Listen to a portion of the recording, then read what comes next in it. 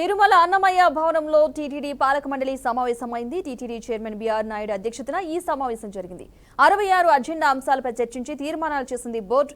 భక్తుల నుంచి ఫీడ్బ్యాక్ తీసుకుని మరిన్ని సదుపాయాలు కల్పించనుంది. ఇక వేరే రాష్ట్రాల్లో కూడా టీటీడీ ఆలయాలు నిర్మించనిస్తామని తెలియజేశారు. సీఎం చంద్రబాబు ఆదేశాల మేరకు త్వరలో కమిటీ నియామకం జరుగుతుందని తెలిపారు. ఇదే అంశానికి సంబంధించిన పూర్తి సమాచారాన్ని మా ప్రతినిధి గోపినాథ్ అందిస్తారు. గోపినాథ్,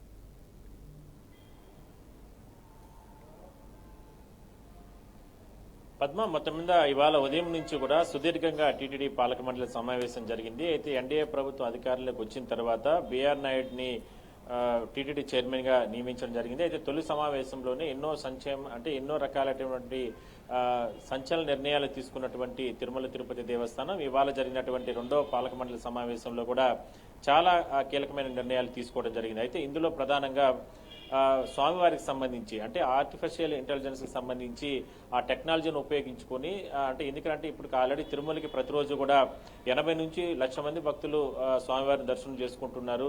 ప్రత్యేక పర్వదినాల్లో అయితే దాదాపుగా 1.5 నుంచి 2 లక్షల మంది కూడా తిరుమలకి భక్తులు వస్తూ ఉంటారు.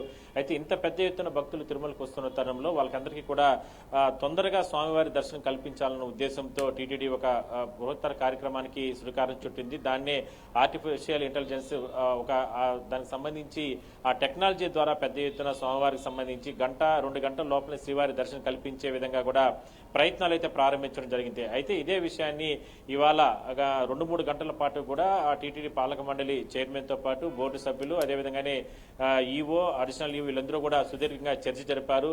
నిన్న మొన్న కూడా కొన్ని కంపెనీలకు సంబంధించి ఆ టెక్నాలజీ ఏ విధంగా తీసుకెళ్లాలి, క్యూ లైన్లు, భక్తులు వచ్చేటటువంటి గదులు, కాటేజీలు వద్ద కావచ్చు, లేదంటే వాటన్నిటిని కేటాయింపులు ఇవన్నీ చేసే సమయాల్లో ఏ విధంగా చేయాలనే దానిపైన నిన్న మొన్న కూడా కొన్ని కంపెనీలు ఇచ్చినటువంటి ఫీడ్బ్యాక్ ని పరిశీలన చేసిన తర్వాత ఇవాళ క్షుణ్ణంగా వాటికి సంబంధించినటువంటి చర్చ అయితే జరిగింది. అయితే ఇది త్వరలోనే అమల్లోకి తీసుకురాబోతున్నారు. మరో 2-3 నెలల సమయం మాత్రం అయితే పడుతుంది. మరోవైపు ఇదే కాకుండా తిరుమల ఆలయంతో ఇప్పటికే పెద్ద ఎత్తున వీఐపీలు తాకిడి వస్తుంది. అదేవిధంగానే సామాన్య భక్తులు విపరీతంగా వస్తున్నారు కాబట్టి వీళ్ళందరినీ కూడా సంతృప్తికర దర్శనం చేయించాలనే ఉద్దేశంతోనే ఈ రకంగా చర్యలు తీసుకుంటున్నారు. తిరుమలలో కూడా hotels okay Padma. Right, thank you.